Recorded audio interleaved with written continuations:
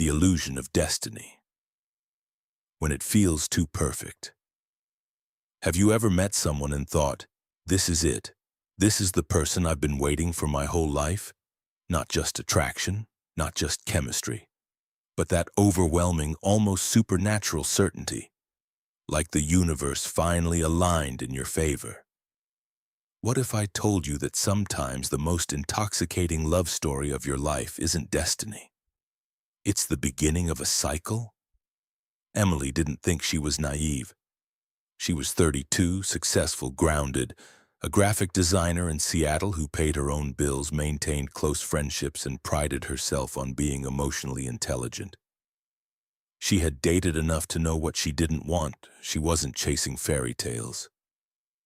And then she met Daniel. It happened at a charity networking event overlooking Elliott Bay. The skyline shimmered, and the air carried that soft Pacific Northwest chill. He approached her with a confidence that didn't feel arrogant, just assured, present, focused. He looked at her the way people in movies look at each other before something monumental begins. "You're different," he said after just 20 minutes of conversation.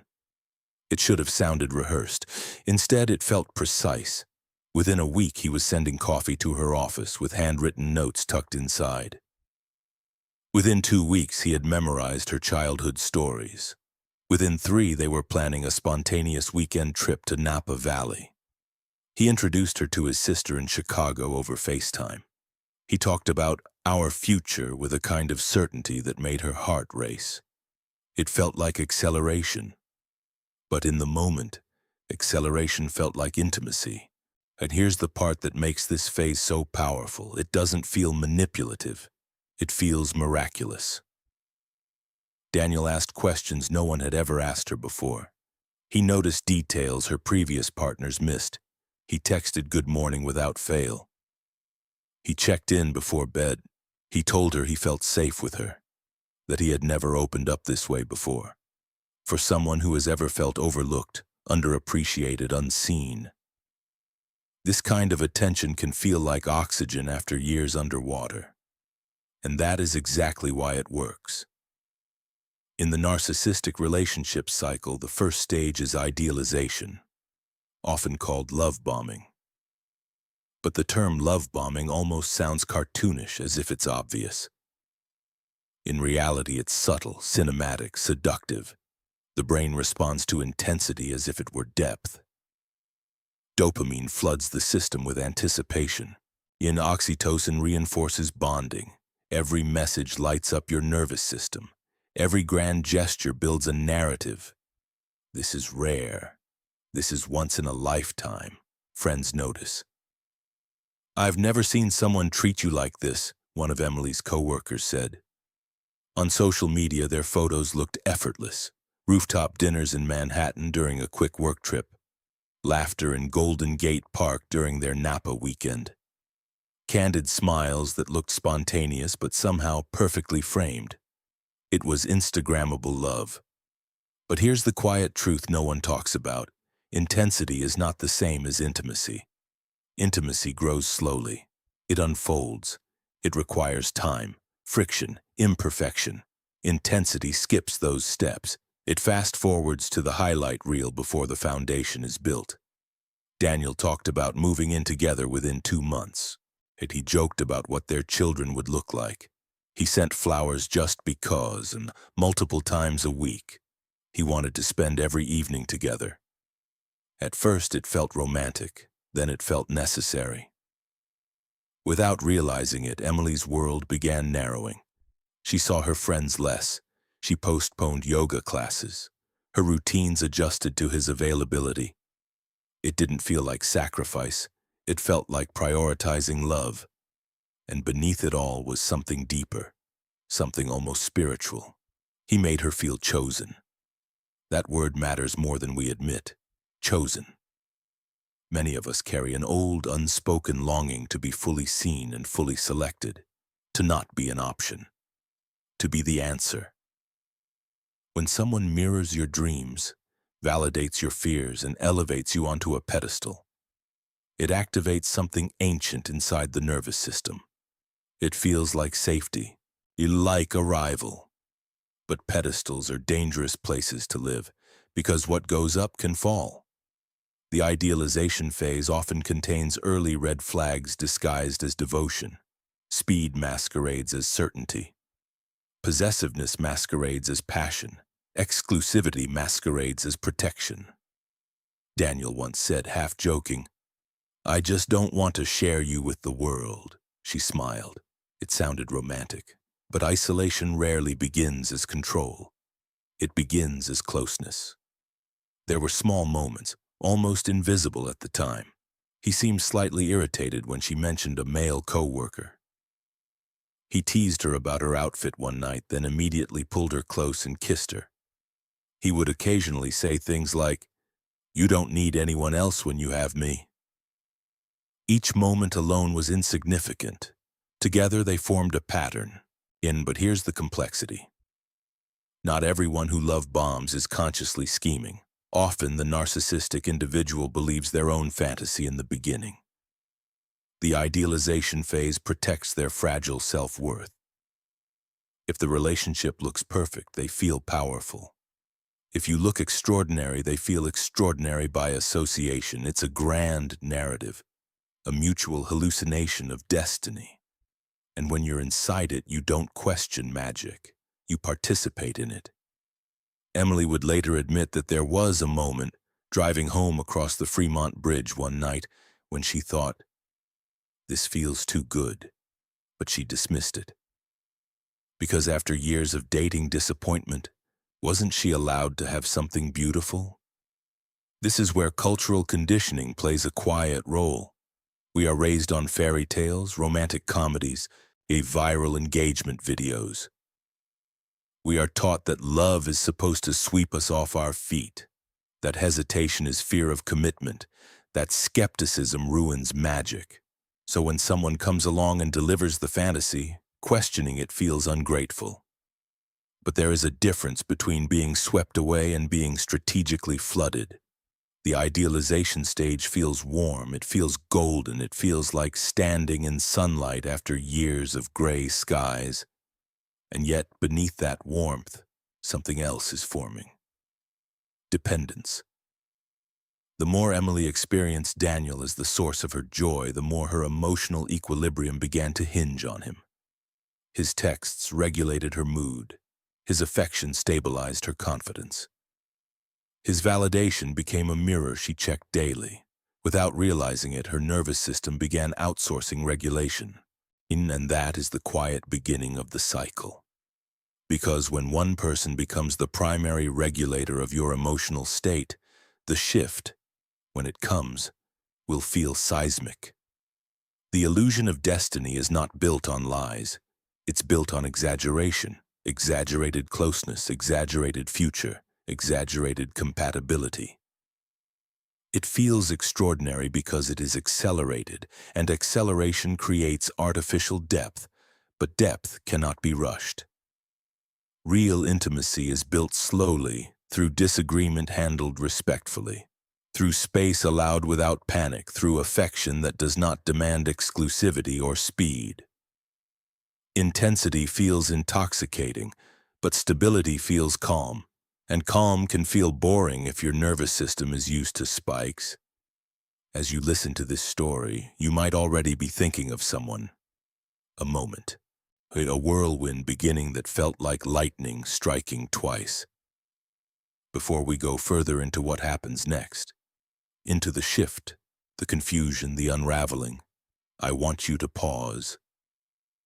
If you have ever experienced a love that felt like destiny, and later questioned your sanity, this series is for you if you want to understand the full narcissistic relationship cycle, not to blame but to awaken. Make sure you subscribe to this channel. Your support helps us continue creating honest, psychologically grounded conversations about relationships that most people are too afraid to have out loud. Now let me ask you something. When someone moves extremely fast in a new relationship, intense texts, big promises, constant availability, Tujabuna, what do you believe it usually means? More they finally found the one, and this level of intensity proves how serious they are. B. The speed itself might be a signal that something deeper, perhaps less stable, is unfolding beneath the surface. Comment A or B below. I want to see what you think, because what happens next in Emily's story depends on how you answer. The subtle shift. When warm turns cold. The change did not arrive like a storm. It arrived like a draft. At first, Emily couldn't name it. There was no dramatic fight, no obvious betrayal, no explosion that would justify alarm. If anything, the outside world would have said everything still looked perfect. Daniel still held her hand in public. He still introduced her as the most incredible woman I've ever met. He still posted photos from their Napa weekend with captions about gratitude and rare connections. But something inside the relationship had shifted. It began in moments so small they felt almost imaginary. One night, while getting ready for dinner, Emily stepped out of the bedroom wearing a navy dress she loved. Daniel looked up from his phone, scanned her briefly, and said, "That's what you're going with?" He smiled immediately after, kissed her cheek, and added, "You always look good. I just thought you'd want to impress tonight." It was subtle, dismissible, but the air felt different. Another evening, she told him about a project at work she was proud of. Instead of the enthusiastic encouragement he used to offer, he nodded absently and said, "That's cool. I mean, it's not exactly groundbreaking, but it's solid." She laughed it off. The human mind is astonishingly skilled at protecting attachment. Yet when someone we care about slightly wounds us, we reinterpret. We rationalize. We soften the edges of their words so the connection doesn't feel threatened. Emily told herself she was overthinking. That word would become a recurring theme. You're overthinking again. You're reading into it. You're too sensitive. It never came as shouting. It came as calm correction, as if he were helping her regulate. Gaslighting rarely begins with obvious lies. It begins with erosion. Daniel would remember conversations differently. He would insist he hadn't said something she distinctly remembered. He would shift timelines, reinterpret tone, rewrite context. When she gently pushed back, he would sigh, not angrily, but with mild disappointment. "I don't know why you make everything so complicated." The warmth had not vanished, and it flickered unpredictably. Some days he was attentive, affectionate, even tender. Other days he was distracted, sharp, or emotionally absent. This unpredictability created something powerful: vigilance. Emily began studying him. She monitored his tone when he walked into the apartment. She noticed how firmly he closed cabinets. She evaluated the weight of his footsteps in the hallway. She adjusted her own energy to match his, like tuning an instrument to avoid dissonance. This is how the subtle shift works. It transforms love into management. Instead of asking, "How do I feel?" the question becomes, "How is he feeling?" Her nervous system, once relaxed and expansive in his presence, became alert, not panicked, just alert, as if waiting for something she couldn't quite see. And yet, when she described him to friends, she still said, "He's amazing." Because he was, sometimes. That sometimes is what keeps the cycle alive. The brain does not bond to consistency as strongly as it bonds to unpredictability. When warmth is intermittent, it becomes valuable. When approval is inconsistent, it becomes addictive. Daniel had begun introducing micro-criticisms disguised as guidance. "You'd be unstoppable if you were just a little more confident. You're lucky I'm patient with you. You don't always think things through, but that's okay. I balance you." Each statement carried an undercurrent. "I am slightly above you." It wasn't overt dominance. It was calibrated superiority. What makes this phase so psychologically destabilizing is that it does not feel abusive. It feels confusing, and confusion destabilizes identity. One evening, after a long day at work, Emily mentioned that she felt tired and overwhelmed. Daniel leaned back, studied her, and said quietly, "I don't know. Lately, you've just seemed kind of negative." The word landed heavily. Negative. The irony was almost invisible. She had been managing his moods for weeks, adjusting herself, filtering her concerns so she wouldn't appear dramatic, and yet somehow she was now the emotional liability. This is projection at work. When someone carries unprocessed insecurity or irritability, they often relocate it. Instead of acknowledging internal discomfort, they attribute it externally. But Emily didn't see projection. She saw a possibility. Maybe she had changed. Maybe she was stressed. Maybe she needed to work on herself. The subtle shift often activates self-improvement mode in the partner, and it creates an unspoken belief: if I just fix this, we'll get back to how it was. And how it was still shimmered in her memory. Daniel still had moments when he would pull her close unexpectedly and say, "You're my person." He would still surprise her with dinner reservations overlooking Lake Union. He would still whisper, "You're safe with me." Those moments became anchors, but they were becoming rarer. Another quiet shift began to surface: emotional withholding. If Emily brought up something that bothered her, Daniel would withdraw. Not explosively or no, just coolly. He would become distant, less responsive. He would scroll through his phone during conversations. He would say he needed space. The message was subtle but clear: conflict leads to distance. So she reduced conflict. She filtered her thoughts before speaking. She postponed conversations. She apologized more quickly. She tried to preempt misunderstandings before they happened. Without realizing it, she was shrinking. The relationship that once felt expansive began to feel narrow. Not suffocating, not yet, but tight. The most disorienting part was the duality. In public, Daniel remained magnetic. He charmed servers at restaurants. He told stories effortlessly. Friends admired his confidence. When they attended a dinner party in Chicago, he praised Emily openly, calling her brilliant and creative. It made her question her private discomfort. If everyone else experienced him as warm and engaging, then maybe the issue was her. That is the brilliance of the subtle shift. It isolates you psychologically long before it isolates you physically. And because when the external world sees charm and you experience coldness, you begin doubting your own interpretation. Emily started replaying conversations while driving home across the Fremont Bridge at night. She would reconstruct tone. She would search for where she might have misstepped. She would imagine alternative responses that might have preserved harmony.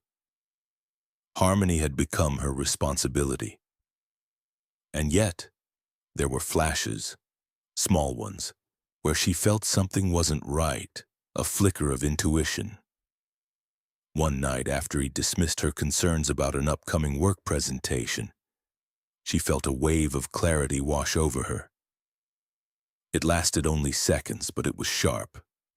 This doesn't feel supportive, but intuition often whispers while attachment shouts. The subtle shift is not about dramatic cruelty. It is about recalibration of power. Where once Daniel had elevated her, now he evaluated her. Where once he seemed fascinated by her independence, now he subtly corrected it. Where once their future felt collaborative, now it felt conditional. And still he would occasionally look at her with that original intensity. The same gaze from that first night overlooking Elliott Bay, and say, "You know I only push you because I believe in you." The human heart is remarkably hopeful. Hope can override evidence for astonishing lengths of time. What Emily didn't yet understand was that the devaluation phase often begins precisely when emotional closeness deepens. Real intimacy requires equality. It requires mutual vulnerability. For someone who derives identity from admiration and control, equality can feel threatening, so the dynamic must shift. It does not feel like aggression. and it feels like gravity. A slow tilt in the relationship that you don't notice until you're no longer standing upright. By the end of those early months, Emily had not labeled anything as wrong. She had not confronted Daniel. She had not even told her closest friends that something felt off. But she had begun monitoring herself. And the moment you begin monitoring yourself to maintain love, the cycle has already begun. The breaking point, devaluation in full force. There is a moment in every narcissistic relationship when confusion turns into erosion. Not a dramatic explosion, not a single unforgivable act, but a gradual realization that you are no longer standing in the same relationship you thought you were. For Emily, the breaking point did not arrive with screaming. It arrived with contempt. Contempt is different from criticism. Criticism says, "This bothers me." Contempt says, "You are beneath me." The shift from subtle doubt to full devaluation was not loud at first. It was structural. Daniel began correcting her in front of others. Small things, harmless things. At a dinner with friends in Chicago, Emily told a story about a design award her company had received. Daniel laughed and interrupted gently. "Well, technically, it wasn't her project alone. Let's not exaggerate." Everyone chuckled. It looked playful. But Emily felt heat rise in her chest. The comment wasn't accurate. He knew it wasn't. He had congratulated her privately just days before. Later that night, when she brought it up, he looked almost amused. "You're still thinking about that? It was a joke." She searched his face for remorse. There was none, only mild irritation at being questioned.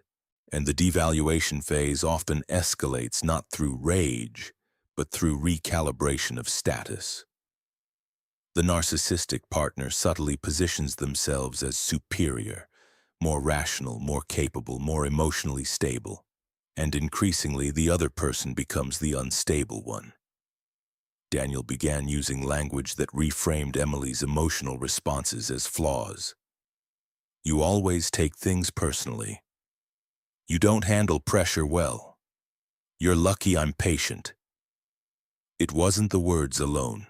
It was the tone, calm, measured, as if he were diagnosing her. This is where identity begins to fracture. Emily had always considered herself steady, grounded, competent. But when someone you love repeatedly mirrors back a version of you that feels smaller, weaker, irrational, something inside you starts to bend. The nervous system adapts to preserve attachment. Instead of confronting the distortion, it internalizes it. Maybe I am too sensitive, maybe I am difficult, maybe I am the problem, and here's the painful truth. The more she tried to repair the connection, the more she reinforced the imbalance. She worked harder to please him. She monitored her tone. She rehearsed conversations before having them. She anticipated triggers. It felt like effort. But effort did not restore warmth. It only delayed coldness. During a trip to Miami, one that once would have felt electric, Daniel became almost unrecognizable. He spent long stretches on his phone during dinner. He responded to her questions with distracted half-answers. When she reached for his hand walking along the beach, he withdrew it subtly, as if distracted by the skyline. The silence between them felt heavier than any argument, and when she finally asked what was wrong, his response came without hesitation. "You've just been off lately." Off. The word echoed. She asked what he meant. "I don't know. You've changed. You're more tense, less fun." This is a critical pivot in the cycle. The narcissistic partner whose behavior has grown colder reframes the dynamic as a reaction to your shift. The problem is relocated. It is no longer about their withdrawal. It is about your inadequacy. Emily felt panic rise, not because she believed she had changed, but because she sensed something slipping away. The original Daniel, the one who had once memorized her childhood stories, felt distant. She wanted him back. Intermittent reinforcement deepened. The next morning he was affectionate again. He kissed her forehead. He complimented her laugh. He suggested they book a boat tour. Hope surged. This is the neurological trap. When warmth becomes unpredictable, it gains value. The brain releases dopamine not for consistent reward, but for uncertain reward. The occasional return of affection feels like proof that the relationship is salvageable. Emily began clinging to fragments, a smile, a compliment, a spontaneous hug. Each moment felt like oxygen after emotional suffocation. But the contempt returned faster each time. Daniel began comparing her, subtly at first. "You know, my colleague's girlfriend just launched her own startup. It's impressive. She's very confident. You'd like her." The comparisons were never direct attacks. They were framed as neutral observations, but underneath them was a message. You are being evaluated. This is the stage where many people begin losing their center. Emily started measuring herself against invisible standards. She questioned her career trajectory, her appearance, her emotional tone. She became quieter in group settings. She deferred more often. She apologized preemptively. The woman who once felt expansive now felt compressed. And yet, from the outside, nothing looked catastrophic. That is what makes full devaluation so psychologically destabilizing. It doesn't always bruise loudly. It erodes. Daniel's irritation grew sharper. Small disagreements escalated into lectures. He would recount her supposed past mistakes with surgical precision. He kept score. "You always do this. You never listen. You ruin good moments." The absolutes were strategic, always, never, every time. They collapsed nuance. They eliminated context. The emotional atmosphere became charged. Emily felt like she was walking through a house filled with invisible tripwires. One wrong word, one misplaced tone, one delayed response, and tension would spike. She began avoiding topics altogether. Avoidance can masquerade as peace, but it is not peace. It is self-erasure. And still there were flashes of the old intensity. One evening, after days of coldness, Daniel pulled her close unexpectedly and said, "You know I push you because I care, right?" Her heart softened instantly. That softness is not weakness, it is attachment. But attachment without safety becomes confusion. Over time, something deeper began to shift inside her, not just her perception of him, but her perception of herself. She began doubting her instincts in real time. If she felt hurt, she immediately analyzed whether it was valid. If she felt angry, she questioned whether she had misinterpreted. Self-trust eroded, and when self-trust erodes, dependence increases. The relationship began revolving around one central mission: regaining the original version of him. She studied patterns, tried new communication approaches, suggested date nights, offered reassurance. Each attempt briefly stabilized the dynamic. Then it slipped again. This is why people remain in devaluation for months, sometimes years. Because it is not unrelenting cruelty, it is unpredictable relief. Living on crumbs trains the nervous system to accept less. The breaking point rarely feels like empowerment, it feels like exhaustion. One night, after another circular argument in which Daniel calmly dismantled her perspective piece by piece, Emily sat alone on the couch long after he went to bed. She felt something new. Not anger, not panic, emptiness. A quiet awareness that the version of the relationship she had fallen in love with no longer existed. The pedestal had dissolved. In its place stood evaluation, comparison, and conditional approval.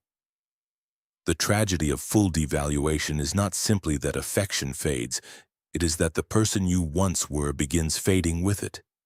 And yet even at this breaking point, many stay. Because the memory of who he was still flickers. Because leaving feels like admitting the dream was an illusion. Because hope, especially hope rooted in love, dies slowly. But something inside Emily had begun to awaken, not loudly, not defiantly, just a small, steady whisper beneath the chaos. This is not what love is supposed to feel like. And that whisper would become the beginning of everything that came next. A discard, the cold exit. The end did not arrive with shouting, it arrived with absence. Not the dramatic kind, not doors slamming or suitcases thrown into the hallway. It was quieter than that, more surgical, more precise. By the time the discard began, Emily had already felt the erosion. She had already sensed that the version of Daniel she fell in love with no longer existed. But she still believed in some fragile corner of her heart that something could be repaired. What she did not realize was that for him, the relationship had already shifted from attachment to inventory. He was measuring novelty. He was scanning for stimulation. He was deciding. The distance first appeared in his schedule. More last-minute business trips, more unexplained late nights, more time offline. When she asked questions, he responded with mild annoyance. Why are you interrogating me? It was framed as insecurity on her part, as distrust, as neediness. But intuition does not panic without reason. One evening, while he was in Los Angeles for what he called an important networking event, Emily noticed something she hadn't been looking for. A tagged photo on social media, a rooftop bar, a woman standing close beside him. Too close. She stared at the image longer than she wanted to admit. Her stomach dropped, not in rage but in recognition. When she called him, her voice was calm, controlled. She asked about the evening. He described it vaguely. She mentioned the photo. There was a pause, then a sigh. You're doing this again. Again. As if betrayal were a pattern of hers, he told her she was overreacting. That the woman was just someone from the event. That social media meant nothing, and that her distrust was pushing him away. And then came the pivot. You've changed. You're not the same person I met. The discard often arrives wrapped in accusation. The narcissistic partner reframes the ending as a response to your deterioration, your instability, your failure to maintain the fantasy. It protects their self-image. It removes responsibility. Over the next few weeks, Daniel became colder in a way that felt almost clinical. Conversations were brief. Eye contact was reduced. Physical affection disappeared. He began speaking about the future in singular terms. I might move to LA for a while. I need space to figure things out. There was no shared plan anymore, just his trajectory. Emily felt suspended in emotional freefall. The human mind is wired to seek narrative closure, to understand why something is ending, and to find coherence. But narcissistic discard rarely offers coherence. It offers detachment. One night, after a particularly hollow dinner conversation, she asked him directly, "Are you still in this?" The question hung in the air between them. He didn't hesitate. "I don't know if this is working anymore." There was no visible grief in his expression, no anguish, no trembling voice, just evaluation, working, as if love were a contract now under review. The discard phase often feels like annihilation because it dismantles the original narrative. The same man who once spoke about forever now spoke about compatibility as if discussing a business merger. Emily felt the collapse in her chest, not just heartbreak, disorientation. How does someone move from intensity to indifference so quickly? But the truth is, it is rarely quick, and the emotional exit begins long before the physical one. The devaluation was preparation. The emotional distancing was rehearsal. By the time the discard becomes visible, the narcissistic partner has often already detached internally. There was no dramatic goodbye. Daniel did not slam doors or shout accusations. He simply withdrew fully. He packed a suitcase for another trip and did not clarify when he would return. He stopped responding to her messages with warmth. He stopped asking about her day. Silence became the dominant language, and silence can be more brutal than cruelty. Emily cycled through emotions rapidly: shock, grief, rage, shame. She replayed the early days in her mind, the rooftop conversations, the whispered promises, the certainty in his voice. Was any of it real? This is the psychological violence of discard, and it forces you to question your own memory. It erases continuity, and often it introduces replacement. Within weeks, Daniel's presence online shifted, subtle at first, then unmistakable. The same intensity he once reserved for her appeared again, in a different city, with a different woman. The speed of replacement deepened the wound, not because it meant he had found someone better, but because it revealed the pattern. Narcissistic individuals often seek novelty not because the previous partner lacked value, but because familiarity threatens their constructed identity. Once admiration stabilizes, it loses its charge. The supply becomes predictable. Predictability feels like stagnation, and stagnation feels intolerable. So they move to a new city, a new face, a new mirror. Meanwhile, the discarded partner is left with debris. Emily found herself sitting alone in their apartment, surrounded by shared objects that suddenly felt foreign. The couch where they once planned their future now felt like evidence. The framed photos looked staged. She struggled with something deeper than sadness. Humiliation. Not public humiliation, though that lingered too, but private humiliation.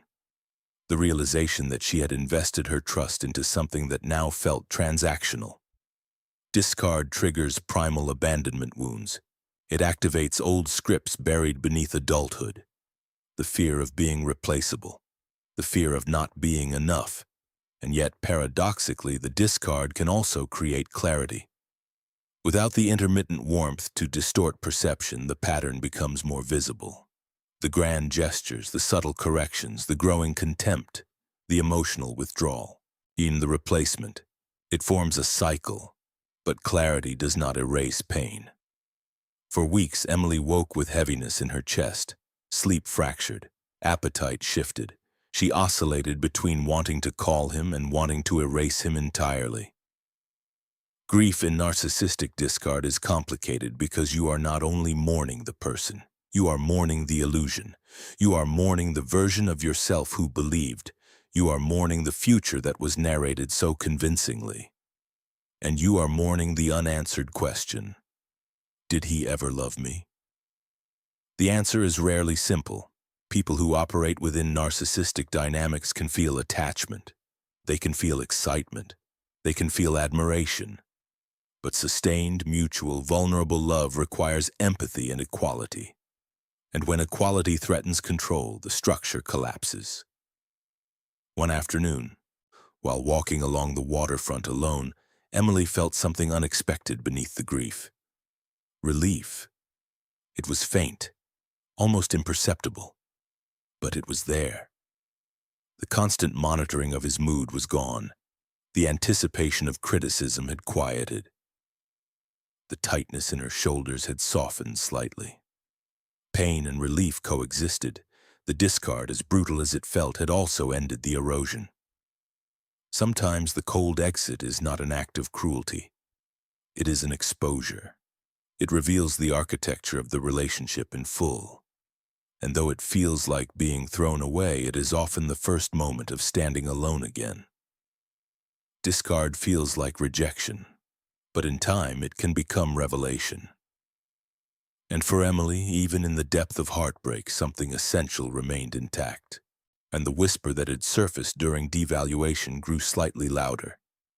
This was not love, and the cycle was not over yet. Hoovering. The vacuum effect. It happened on a Tuesday at 10:17 p.m. Emily had just begun to sleep through the night again. The sharp edge of the discard had dulled into a steady ache. She had stopped checking Daniel's social media. She had even managed to go 3 full days without replaying their last conversation in her head. Her phone lit up. "I've been doing a lot of thinking." 6 words. That was all it took for her nervous system to light up like a city skyline. This is the moment most people underestimate. The return does not come with drama, it comes with vulnerability. The narcissistic relationship cycle rarely ends at discard, it loops you, and the loop often begins with hoovering, named after the vacuum cleaner, because it is designed to pull you back in. But it does not feel like being pulled. It feels like being chosen again. Daniel did not start with grand declarations. He started with accountability, or what appeared to be accountability. "You were right about some things. I wasn't in a good place. I didn't treat you the way you deserved." Each message was measured, reflective, calm. Emily read them slowly, her chest tightening with something dangerously close to hope.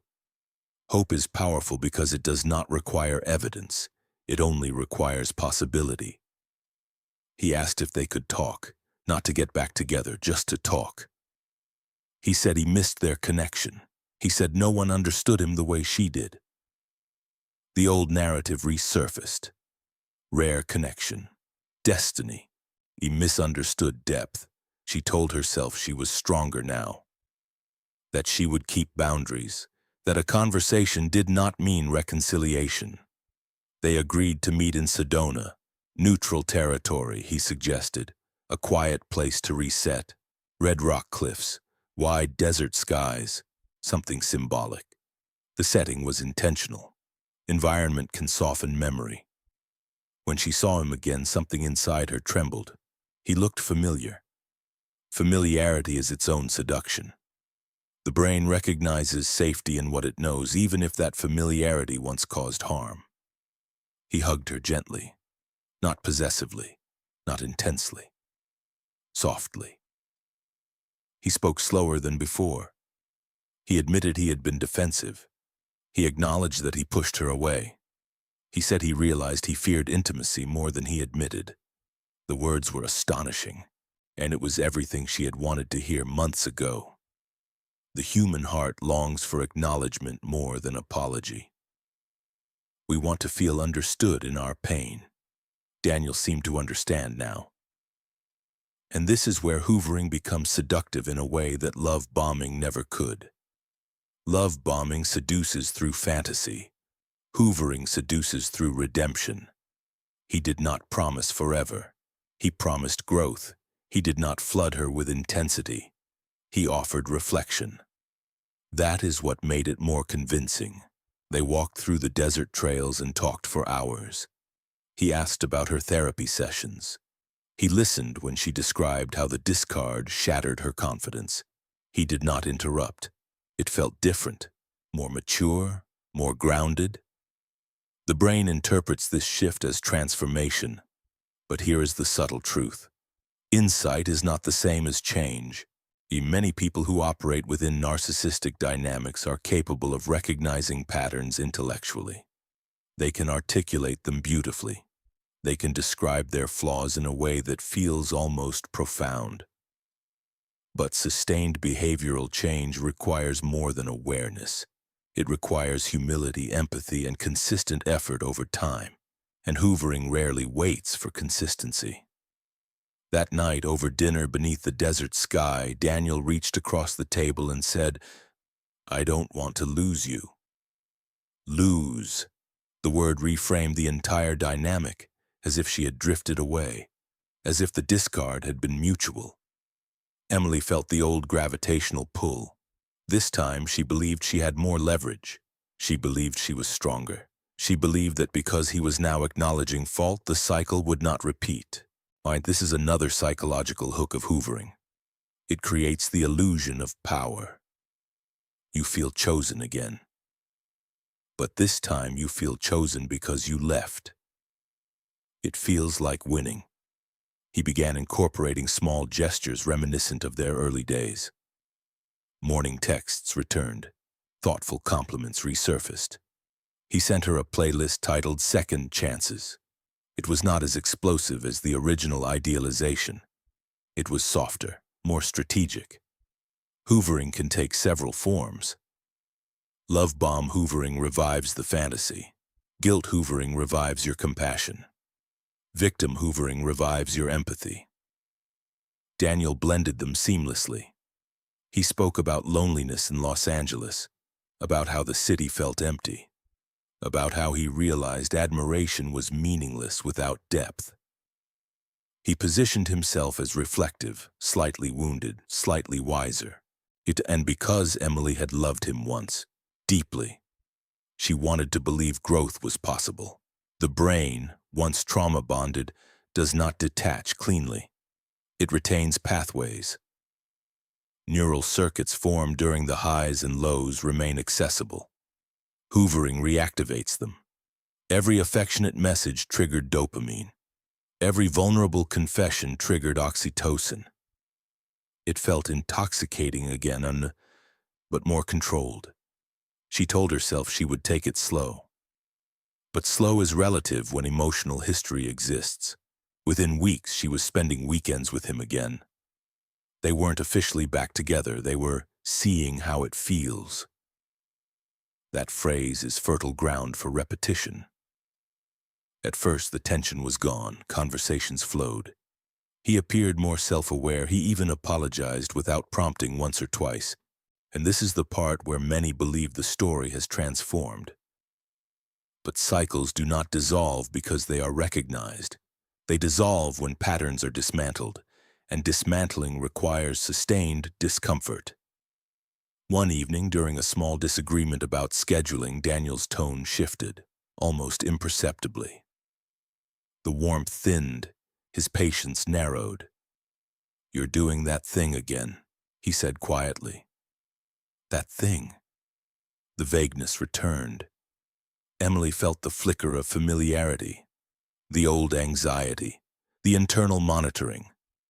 She tried to hold her ground calmly.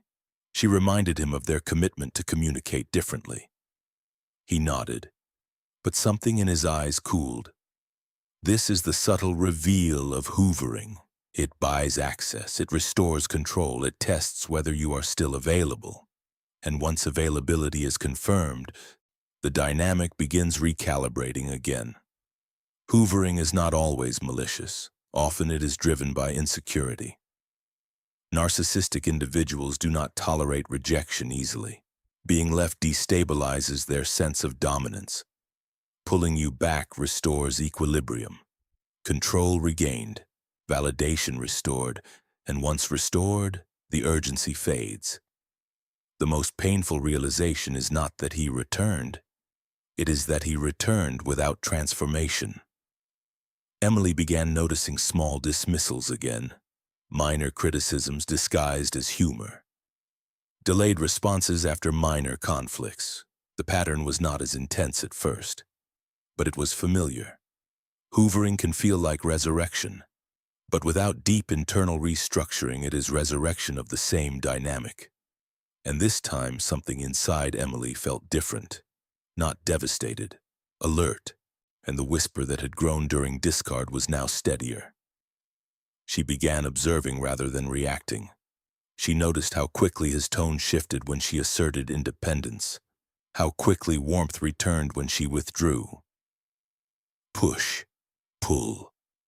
The vacuum effect was less about love and more about gravity, and gravity always pulls toward the center of control. Hoovering works because it activates unfinished hope.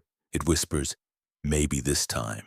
It leverages memory, chemistry, loneliness, compassion. But it does not rewrite structure. As the weeks unfolded, Emily felt the internal tension returning, but with clarity layered over it. This time, the confusion did not fully take hold because she had seen the full arc once before, and awareness once earned through heartbreak does not disappear easily. The vacuum had pulled, but she was beginning to understand the machinery behind it. The addictive loop, why we stay. If the cycle hurts so much, why don't we just leave? That question is often asked with quiet judgment. sometimes from friends, sometimes from family, sometimes from ourselves. Why didn't you walk away sooner? Why did you go back? Why did you believe him again? But the real question is not why we stay. The real question is, why does it feel so impossible to leave? By the time Emily recognized that the pattern with Daniel was repeating, she was not naive. She was not unaware. She had seen the shift. She had survived the discard. She had felt the vacuum of hoovering. She had even begun therapy. And yet, when he texted, when he softened, when he offered just enough warmth to reignite familiarity, her body reacted before her logic could intervene. And that is the addictive loop. It is not weakness, it is neurobiology. When a relationship cycles through intense highs and destabilizing lows, the brain adapts to the volatility. Dopamine spikes during idealization, cortisol rises during conflict. Oxytocin bonds you during reconciliation. Adrenaline heightens during uncertainty. It becomes a biochemical roller coaster. The unpredictability is the hook. In behavioral psychology, intermittent reinforcement is one of the most powerful conditioning tools known. It is the same principle that makes slot machines addictive. If a reward is given consistently, the brain stabilizes. If it is given unpredictably, the brain becomes hyper-focused. You keep pulling the lever. Because maybe this time, Daniel did not need to be kind every day. He only needed to be kind sometimes. He did not need to validate her consistently. He only needed to validate her after distance. That inconsistency amplified the value of each positive moment. Emily began noticing something unsettling in herself. On days when he was distant, she felt restless, anxious, slightly unsteady. When he suddenly became attentive, relief washed over her body so intensely that it felt like love. But relief is not the same as love. Relief is the nervous system calming after threat. The addictive loop is built on contrast. The lower the low, the higher the high feels. Over time, Emily realized she was not chasing Daniel. She was chasing the restoration of equilibrium. She was chasing the version of herself who felt secure in his presence. The tragedy of trauma bonding is that it convinces you the person causing the pain is also the solution to it. Yet he wounds, he withdraws, he returns, he soothes, and the soothing feels magnified because of the wound. This dynamic is particularly powerful for individuals who grew up in environments where love was conditional, inconsistent, or emotionally distant. During one therapy session, Emily found herself speaking about her father for the first time in months. He had not been cruel. He had not been overtly neglectful. But he had been emotionally unavailable. Praise was rare. Attention was intermittent. Approval felt earned, not given. As she described childhood moments of trying harder, speaking louder, performing better, something clicked. The pattern was familiar, not consciously, but physiologically. Her nervous system had learned early that love required vigilance, that closeness required effort, that stability was never guaranteed. And Daniel did not create that script. He activated it. The addictive loop is not only about chemistry, it is about recognition. The familiar feels safe, even when it hurts. In many ways, leaving the cycle is not just about leaving a person. It is about confronting the deeper narrative underneath it. The narrative that says, if I just try harder, I will finally be chosen. Emily had been trying harder since childhood, trying to anticipate needs, trying to avoid disappointment, trying to secure connection. Daniel's inconsistency felt painful, but also strangely known. That is why intelligent, capable, self-aware individuals stay. Not because they lack strength, but because the dynamic hooks into something older than the relationship itself. The addictive loop also thrives on identity erosion. During devaluation, Emily's self-trust weakened, and during hoovering, hope surged. Each cycle destabilized her internal compass slightly more. When your self-perception becomes uncertain, you seek external clarity. And the person who destabilized you becomes the one you turn toward for reassurance. It is a closed system. Friends might say, you deserve better. But deserving better feels abstract when your body is craving familiarity. Loneliness compounds the cycle. After the discard, Emily experienced long, quiet evenings alone in her apartment. The silence felt heavy. Even the tension she once endured began to blur in memory. The mind has a protective function. It softens edges over time. She remembered the laughter more vividly than the arguments. She remembered the rooftop conversations more than the contempt. Memory is not objective, it is selective, and hope edits aggressively. And there were nights when she considered blocking him entirely. Cutting off access, breaking the loop decisively, but finality felt terrifying. Finality means no more possibility, and possibility is intoxicating. The addictive loop survives on possibility. Maybe he has changed. Maybe I misunderstood. Maybe I didn't try enough. These maybes keep the door slightly open. One afternoon, after a particularly tense exchange where Daniel subtly dismissed her perspective again, Emily felt the old anxiety rising. But this time she paused. Instead of texting him for reassurance, she sat with the discomfort. Her chest tightened. Her thoughts raced. She felt the urge to resolve the tension immediately. This is the moment most people break, because discomfort feels intolerable. But she stayed. She breathed through it, and she noticed something radical. The anxiety crested and then slowly fell. Without his intervention. For the first time, she experienced regulation without him. That moment, though small, disrupted the loop. Addiction loses power when the reward is no longer necessary for survival. The more she practiced sitting with discomfort, the more she realized the urgency she felt around him was not about love. It was about nervous system activation. Calm felt unfamiliar. Intensity felt meaningful. But meaningful does not always equal healthy. The addictive loop also feeds on shame. After going back to him, after believing him again, after repeating patterns she had intellectually understood, Emily felt embarrassed. She judged herself. She questioned her strength. Shame keeps people stuck because it prevents transparency. When you feel foolish, you hide. And when you hide, the cycle continues in isolation. The turning point in addiction recovery, whether from substances, gambling, or trauma bonds, is often compassion, not self-blame. Compassion allows clarity without collapse. Emily began replacing one internal narrative with another. Instead of, "Why am I like this?" she asked, "What is this teaching me?" Instead of, "I should have known better," she asked, "What part of me needed this dynamic?"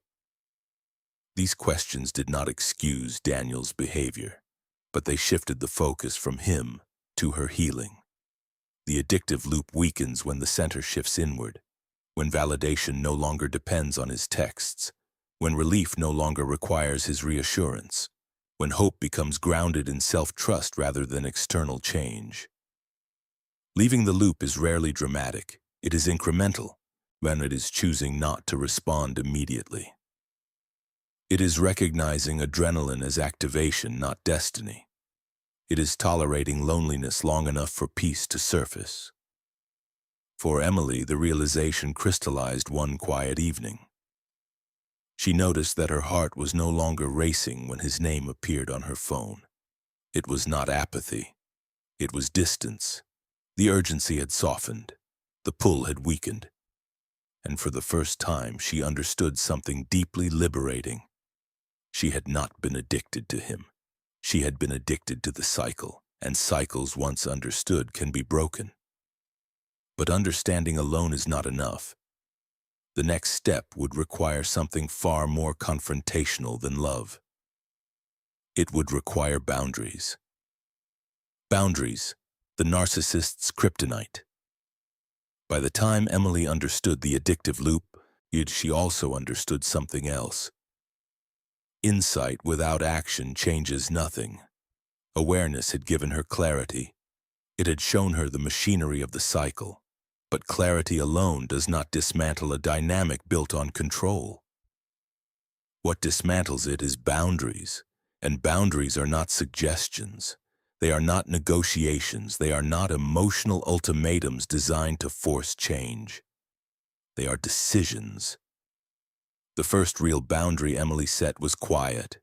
There was no dramatic declaration, no long speech, no emotional confrontation. It happened on a Sunday afternoon when Daniel made a familiar comment. Subtle, dismissive, laced with superiority. You're spiraling again. I don't know why you make everything so intense. In the past, she would have explained herself, clarified, softened her tone, tried to restore balance. This time she paused, and her heart beat faster. Her body anticipated escalation, but instead of defending herself, she said calmly, I'm not going to continue this conversation if I'm being labeled instead of heard. Silence followed, not because he agreed, because he was recalculating. Boundaries expose power structures. In a dynamic where one person subtly dominates and the other adapts, a boundary shifts the equilibrium. It removes access. It interrupts the flow of control. Daniel did not explode immediately. He leaned back, studying her. So now I can't even say how I feel? The pivot was quick. Victimhood surfaced. Boundaries often trigger reversal. The narcissistic partner reframes your limit as rejection, cruelty, or abandonment. You've changed. You're cold. You're punishing me. The message underneath, your boundary threatens my position. In Emily felt the old reflex to reassure him rising in her chest. The urge to say, no, I'm not punishing you. The urge to soften. But she did not. She repeated calmly, I'm willing to talk. I'm not willing to be dismissed. The second time you state a boundary is harder than the first, because the resistance intensifies. Daniel's tone sharpened slightly. Not rage, but irritation.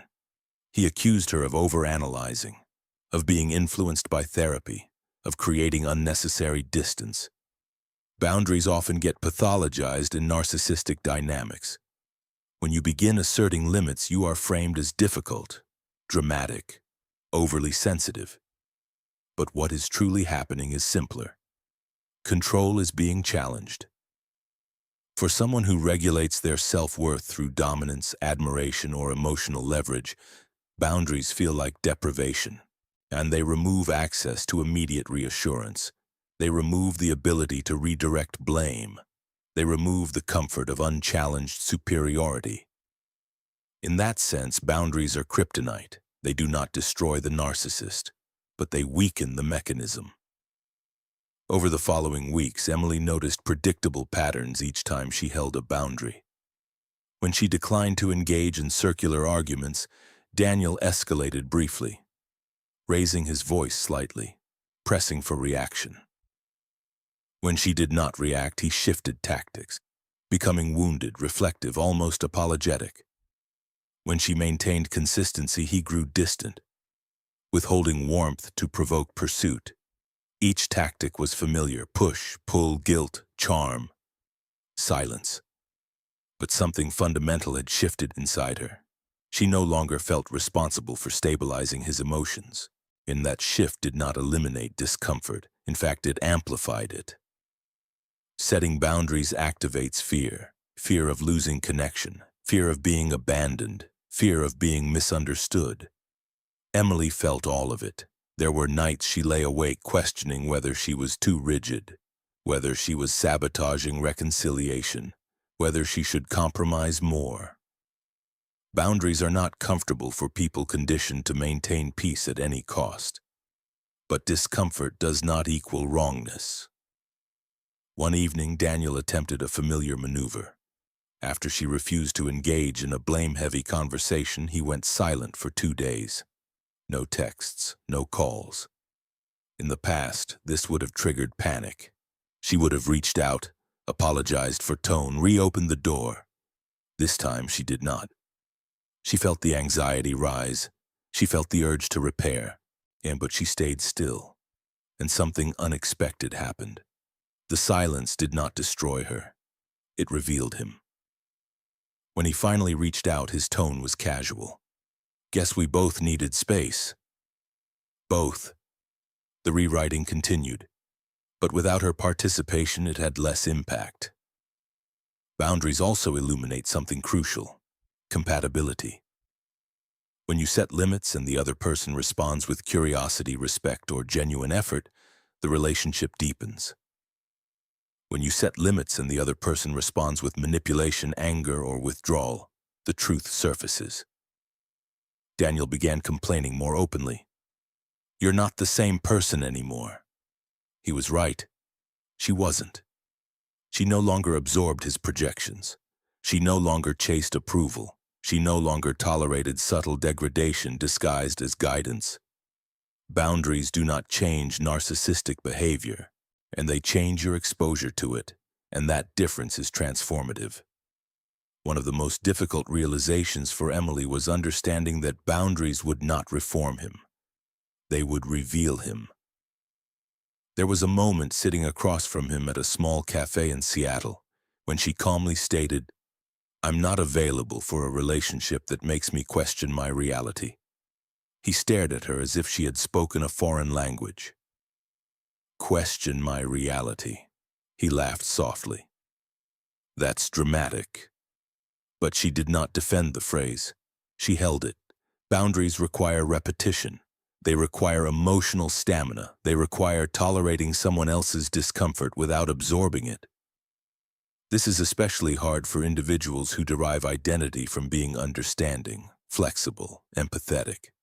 Empathy becomes a liability when it erases self-protection, and Daniel tried one more tactic. Charm. He sent flowers again. He planned a surprise dinner overlooking the water. He spoke about starting fresh. But this time, Emily noticed something she hadn't before. The gestures were responses to resistance, not expressions of steady care. They were attempts to restore the original imbalance. She did not reject the dinner, but she did not interpret it as transformation either. Boundaries create clarity not through confrontation, but through observation. The more consistent she became, the more predictable his reactions appeared. Control attempts intensified when she asserted independence. Warmth returned when she disengaged. Distance increased when she held steady. It became less personal, more structural. And that understanding dissolved much of the emotional chaos. Boundaries are not about changing someone else's behavior. They are about defining your threshold. They are about deciding what you will not tolerate. Not because you are angry, but because you respect yourself. For the first time in the relationship, Emily felt something unfamiliar. Power, not dominance, not revenge. Calm power, the kind that comes from alignment between intuition and action. Daniel sensed the shift. The dynamic was no longer elastic. It no longer stretched indefinitely around his moods.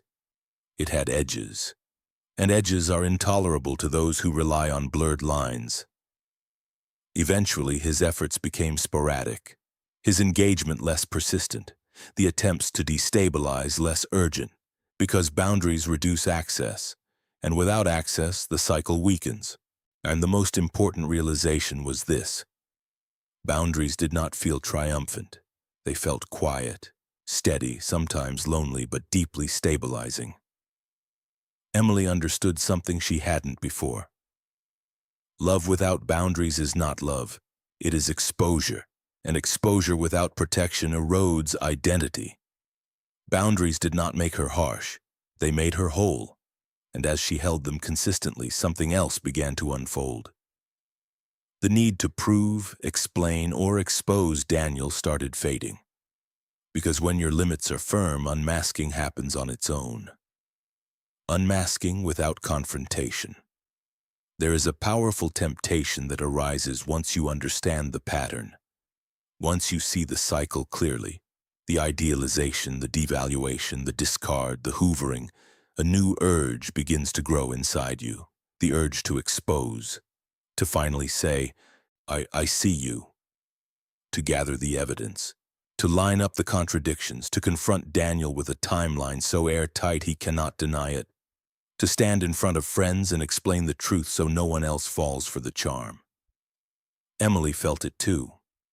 After months of erosion, confusion, heartbreak, and rebuilding, she wanted clarity not just internally but externally. She wanted the world to see what she had lived. She wanted justice. But here is the paradox. Confrontation rarely unmasks a narcissistic dynamic. It fuels it.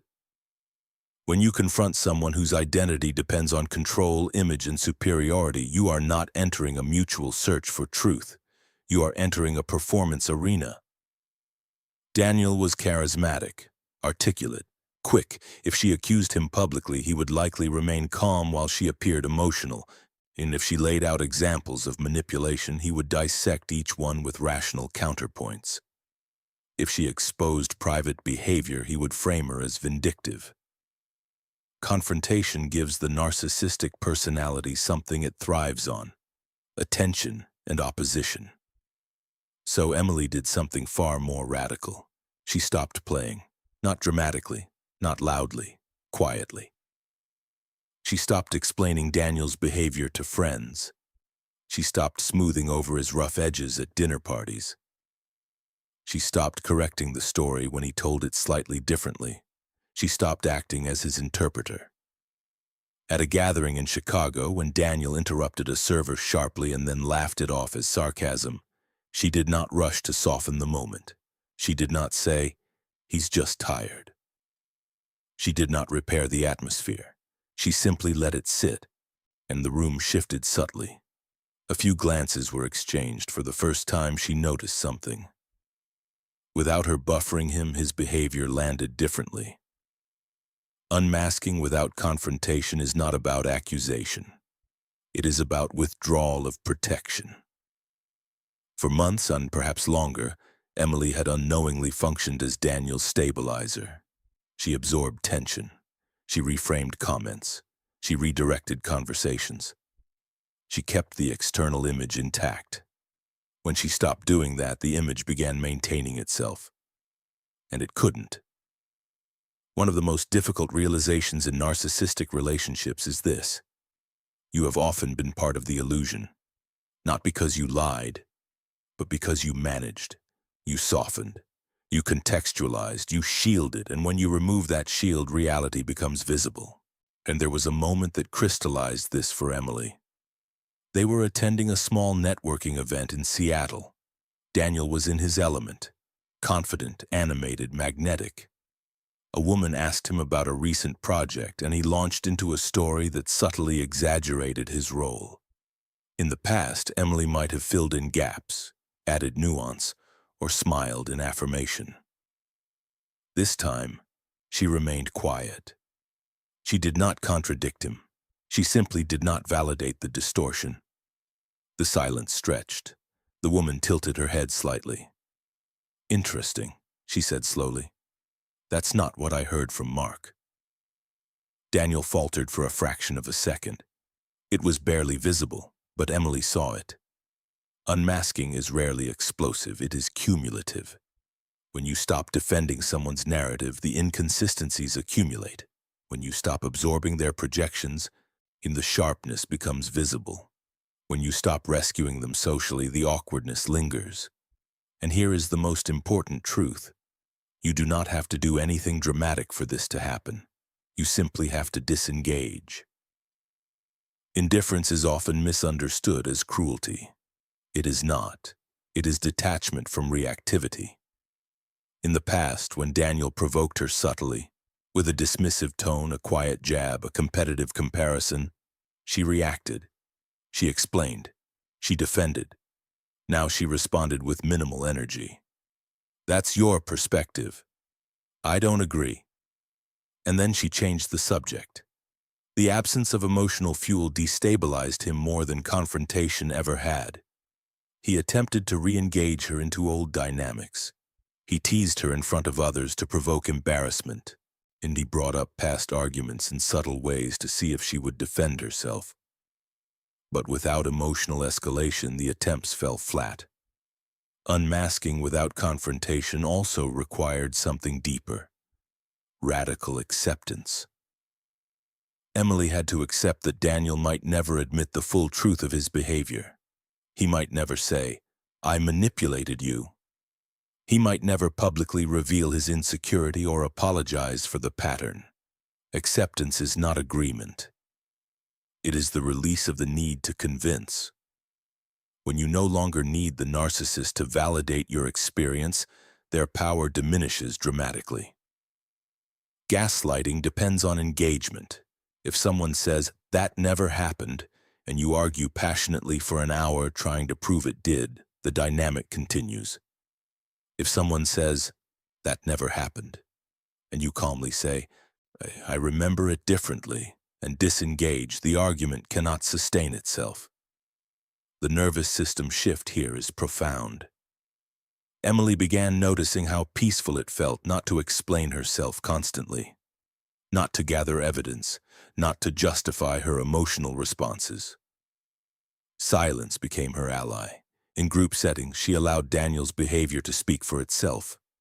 If he dominated conversations, she did not counterbalance. If he dismissed others, she did not smooth it over.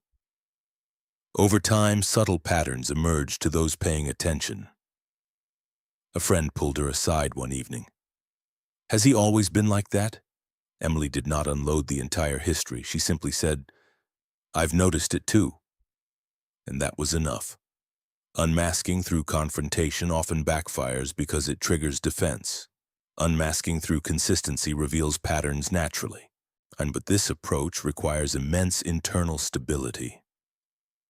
Because there will be moments when you want to shout the truth, when you want to expose every private detail, when you want vindication.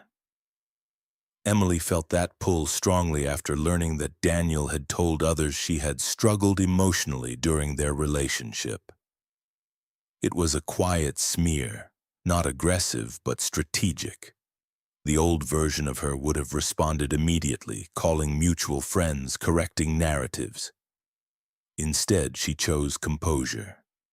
When asked directly, she responded calmly. "We both experienced that relationship differently. No accusation, no defensiveness, just ownership. There is a psychological phenomenon that unfolds when someone remains grounded under distortion. Observers begin questioning the distortion itself. Daniel's charm did not disappear, but its sheen dulled. Without opposition, his need for superiority became more visible. Without her emotional reaction, his attempts at provocation looked disproportionate. Indifference does not mean emotional numbness. Emily still felt anger at times, still felt hurt, still felt the sting of misrepresentation. But she processed those emotions privately, with friends she trusted, in therapy and journaling. She refused to make him the audience of her pain. That was the final severing of control, because control depends on access. When you no longer grant access to your emotional core, manipulation loses traction. There was one final conversation that confirmed everything. Daniel asked her almost casually, "Why don't you react anymore?" She looked at him steadily. "I don't need to." It was not said with hostility, and it was said with clarity. In that moment, the dynamic was unmistakable. He needed the reaction. She no longer did. Unmasking without confrontation is not about proving someone is a narcissist. It is about withdrawing from the dance. When you stop dancing, the choreography collapses, and eventually the mask slips, not because you tore it off, but because it could no longer sustain itself without your participation. By the time Emily reached this stage, something extraordinary had happened. She no longer needed the world to see Daniel clearly. She did. And that clarity was enough. What remained now was not exposure, it was freedom. And freedom would require one final step, reclaiming herself fully. Breaking the cycle, reclaiming yourself. Breaking a narcissistic relationship cycle does not begin the day you leave. It begins the day you choose yourself. And choosing yourself is not a dramatic act. It is not a fiery speech or a slammed door. It is a series of quiet decisions that slowly reassemble the parts of you that were scattered across someone else's approval. By the time Emily reached this point, she was no longer confused about Daniel. She understood the pattern. She understood the hooks.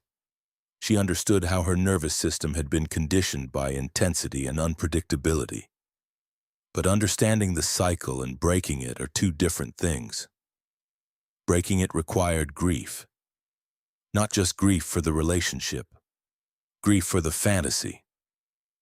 Grief for the version of herself who believed she had finally found something extraordinary.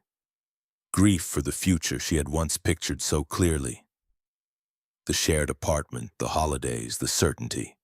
One of the most painful aspects of healing is admitting that the beginning was not what you thought it was. That the magic was not destiny. That the pedestal was never meant to hold you long term. But here is the truth Emily slowly came to understand. The early intensity was not proof that she was foolish. It was proof that she was capable of deep connection. The capacity to love intensely is not a flaw. The absence of reciprocity is. After months of holding boundaries, observing without confrontation, and withdrawing from the emotional dance, Emily made a decision that felt both terrifying and liberating. She moved, not impulsively, not as escape, but as reset. Austin became her new landscape, new streets, new routines, new coffee shops where no one knew the old story. Environment does not heal trauma on its own, but it can create space, and space allows reflection. Therapy deepened. For the first time, Emily was not talking about Daniel as the central figure. She was talking about herself, her patterns, her childhood, her longing to be chosen, her discomfort with stability. Healing required radical self-compassion. Self-compassion is often misunderstood as softness. In reality, it is accountability without cruelty. Instead of asking, "How could I have stayed so long?" she began asking, "What was I trying to protect?" Instead of shaming herself for going back during hoovering, she recognized that she had been trying to repair something she once valued deeply. Self-compassion became the antidote to shame. And shame is the glue that keeps people in cycles. When you release shame, clarity sharpens. Emily began rebuilding parts of her life that had quietly diminished during the relationship. She reconnected with friends she had withdrawn from. She returned to hobbies she had abandoned. She traveled alone, not for escape, but for experience. One afternoon, sitting by Lady Bird Lake, watching the sun reflect off the water, she felt something she had not felt in a long time. Calm. Not the adrenaline-fueled high of reconciliation, not the tense anticipation of criticism, just calm. It felt unfamiliar at first, almost dull. That is one of the hidden truths of recovery. Healthy peace can feel boring to a nervous system conditioned by volatility. But boring is not empty. It is stable. Emily began redefining love in her own language. Love is not urgency. Love is not intensity. Love is not being evaluated or corrected into a better version of yourself. Love is steady. It allows disagreement without fear. It allows space without panic. It does not collapse when boundaries are set. Months later, when she met someone new, a man named Ryan, at a small art exhibit in Austin, the connection felt different from the beginning. There were no grand declarations, no accelerated future planning, no dramatic gestures designed to impress. Their conversations unfolded slowly.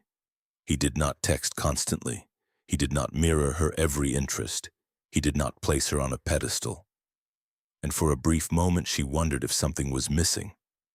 That was the old wiring. But as weeks passed, something else became clear. She did not feel the need to monitor herself around him, and she did not rehearse conversations in her head before speaking. She did not question her perception of reality. She felt herself. The absence of chaos was not lack of passion. It was safety. Breaking the narcissistic relationship cycle is not about proving someone wrong. It is about reclaiming your internal authority. For Emily, that meant trusting her discomfort instead of dismissing it. It meant honoring her intuition even when it contradicted hope. It meant recognizing that closure does not always come from conversation. Sometimes closure comes from acceptance. Acceptance that Daniel may continue his patterns elsewhere. Acceptance that he may tell a different version of the story. Acceptance that he may never understand the depth of harm. And understanding that none of that determines her worth. One of the final emotional shifts occurred quietly. She realized she no longer needed him to regret losing her. She no longer fantasized about him realizing her value. She no longer rehearsed conversations where she explained everything perfectly. She simply moved forward. The narcissistic relationship cycle begins with illusion. It continues through confusion. It deepens through erosion. It fractures through discard. It tempts through hoovering. It traps through addiction. It resists through boundaries. It exposes through disengagement. And it ends, truly ends, when you stop trying to change the other person and start rebuilding yourself. Reclaiming yourself is not dramatic. It is incremental. It is choosing peace over adrenaline. It is choosing clarity over fantasy. It is choosing dignity over validation. For Emily, the cycle did not break because Daniel changed. It broke because she did. And that is the most important truth for anyone listening to this story. You do not need the narcissist to awaken. You only need yourself. The moment you trust your perception. The moment you honor your boundaries. The moment you sit with discomfort instead of chasing relief. The moment you accept that love should not feel like survival. That is the moment the cycle begins to lose power. Breaking the cycle is not about erasing the past. It is about integrating it. It is about understanding how the experience shaped you, not as damage, but as depth. Emily did not emerge from the relationship hardened. She emerged wiser, more attuned to red flags, more patient with slow beginnings, more protective of her peace, and perhaps most importantly, more compassionate with herself. In the end, reclaiming yourself is not about finding someone better. It is about becoming someone who will never again abandon herself for the illusion of destiny. And that is where real freedom begins. Emily's story is not just about Daniel. It is not just about love bombing, devaluation, discard, hoovering, or boundaries. It is about something far deeper and far more universal, the slow erosion of self-trust, and the courageous decision to reclaim it. At the beginning, Emily believed she had found something rare. The connection felt magnetic, almost faded. Daniel's intensity felt like certainty. His attention felt like validation. His admiration felt like proof that she was finally seen in a way she had always longed for. And that is where the cycle begins for so many people. Not in dysfunction, but in hope. Hope that this time it's different. Hope that this person truly understands you. Hope that the fairy tale might actually exist in real life. But what Emily didn't see at first was that intensity is not the same as intimacy. Rapid closeness is not the same as emotional safety. Being placed on a pedestal is not the same as being loved. The pedestal is fragile. And when she eventually fell from it, she did not just lose his admiration. She began losing pieces of herself. The subtle shift from warmth to cold did not feel like abuse. It felt like confusion, like miscommunication. like maybe she was the one who had changed. Slowly, she began monitoring her tone, her emotions, her reactions. She began shrinking herself to preserve connection. Then came full devaluation. The criticisms disguised as concern, and the comparisons framed as motivation, the dismissals wrapped in calm logic. By the time the discard arrived, she was exhausted. Not because she had stopped loving him, but because she had stopped recognizing herself. And yet, even after being discarded, the cycle did not end. It tightened. Hoovering pulled her back in through reflection, vulnerability, and the promise of growth. It felt different. It felt mature. It felt redeeming. But patterns without structural change always return. And the most painful realization was not that Daniel hadn't changed. It was that she had been conditioned to accept instability as love. The addictive loop kept her tethered. The highs felt euphoric because the lows were destabilizing. The relief felt like romance. The reconciliation felt like proof. But relief is not love. Peace is love. As Emily began setting boundaries, something powerful happened. She stopped reacting. She stopped defending. She stopped protecting his image. And without her participation, the dynamic began to unravel. She realized something transformative. She did not need to expose him. She only needed to disengage. The unmasking happened naturally when she stopped buffering his behavior. The illusion faded when she stopped maintaining it. And in that quiet withdrawal, she reclaimed something she hadn't realized she had lost: her internal authority. The story does not end with revenge. It does not end with Daniel apologizing publicly or realizing her worth.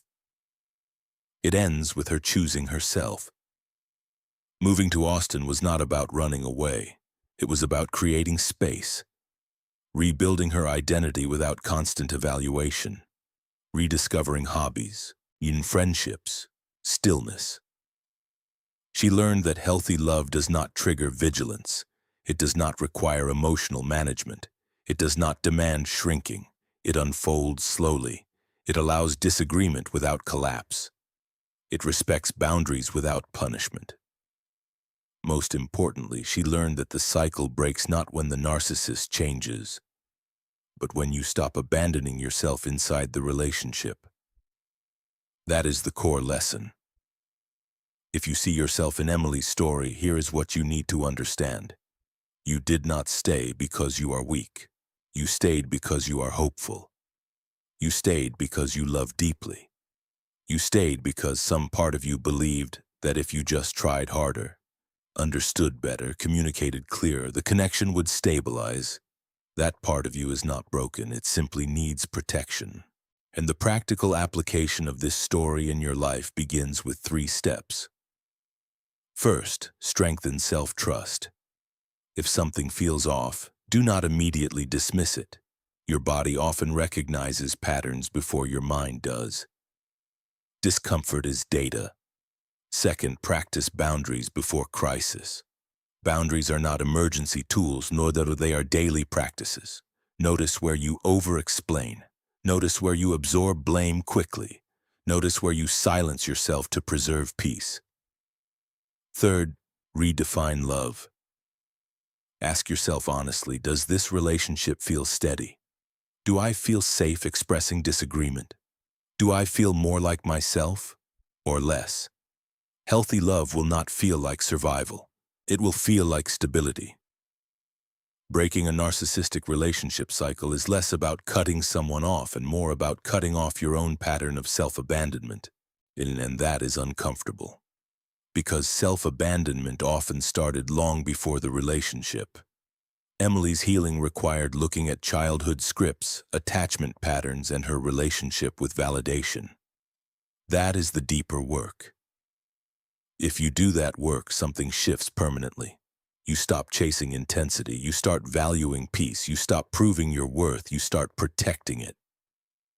Now I want to ask you something. If you found yourself in a relationship that felt intensely passionate, but emotionally unstable, what would you prioritize today? A. the chemistry and intensity, hoping it will stabilize over time. B. Emotional consistency and safety, even if it feels less dramatic at first. Comment A or B below. There is no shame in your answer, but your answer may reveal where you are in your own healing. And I also want to hear from you. What part of Emily's journey resonated with you the most? Was it the pedestal, the devaluation, the hoovering, the boundaries? Share your perspective in the comments so others reading can learn from your insight too. These conversations matter. You are not alone in this.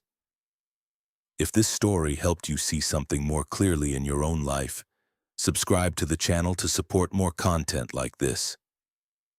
Your support gives us the motivation to continue creating deep, honest, transformative discussions about narcissistic relationship dynamics and healing.